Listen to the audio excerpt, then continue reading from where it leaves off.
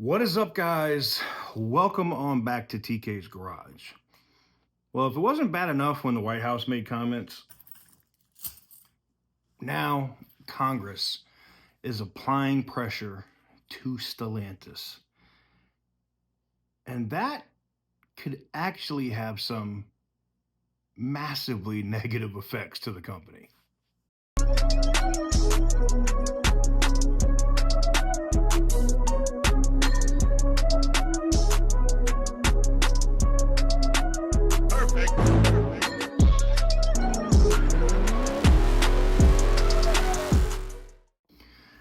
What is up, guys? Welcome on back to TK's Garage. And today I'm going to talk about this. This is breaking news. It just dropped at 3 p.m.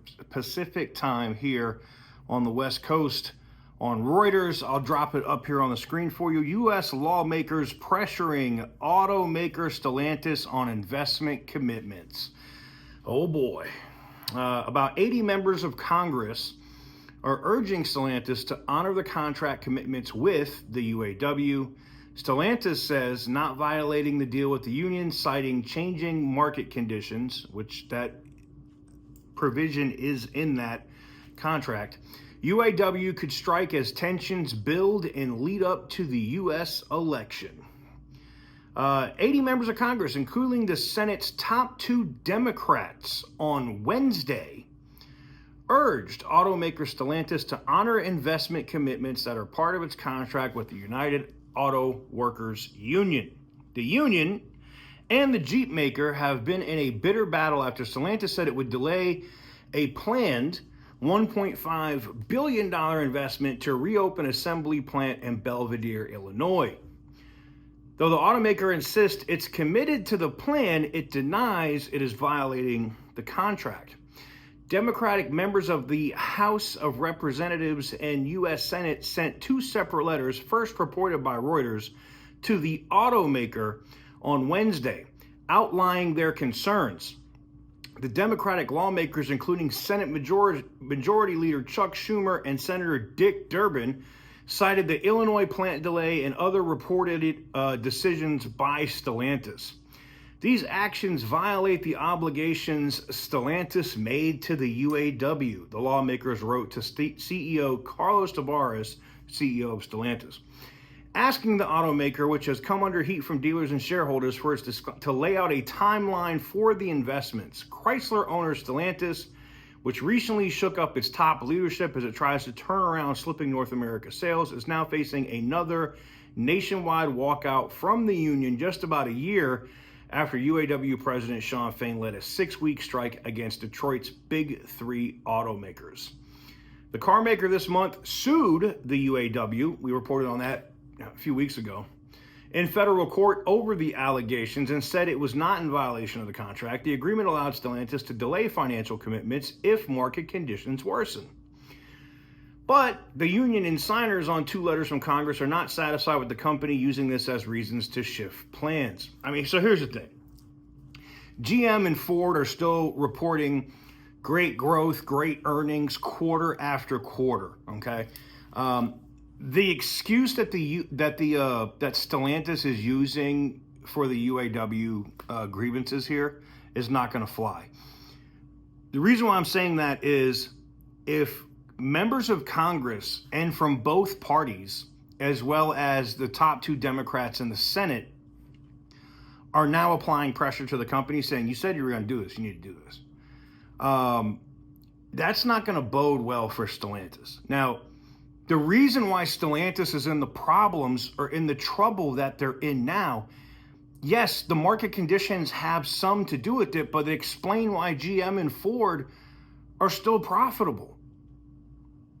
Stellantis is losing profit margins like crazy. It was 40%, 20%, 30%. But like, you're getting to a point where you're not going to be profitable at all. And it comes back to one key issue.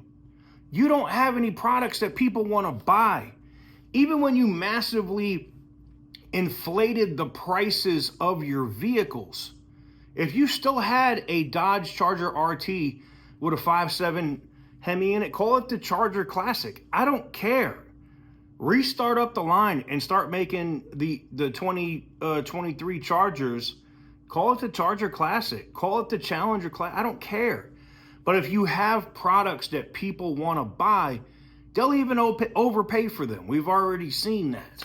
Now, whether banks are going to finance them is an entirely different matter.